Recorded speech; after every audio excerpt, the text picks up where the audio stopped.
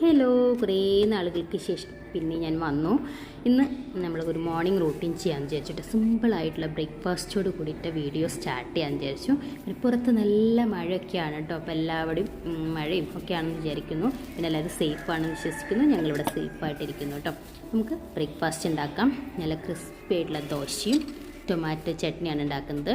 അപ്പോൾ ഞാൻ ദോശമാവിനൊക്കെ അരച്ച് വയ്ക്കുമ്പോൾ 3 ദിവസത്തേക്കൊക്കെ അരച്ച് വയ്ക്കാറുണ്ട് കേട്ടോ. അപ്പോൾ അന്ന് കഴിയാറായ മാവ് അവസാനത്തെ മാവാണ്. അപ്പോൾ അതും കൂടി ഇന്ന് ഉണ്ടാക്കി അത് കഴിഞ്ഞല്ലോ.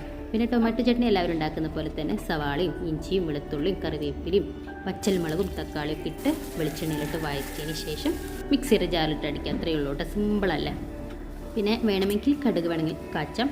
ഞാൻ പിന്നെ കടുകൊന്നും അങ്ങനെ കാച്ചാറൊന്നുമില്ല കേട്ടോ.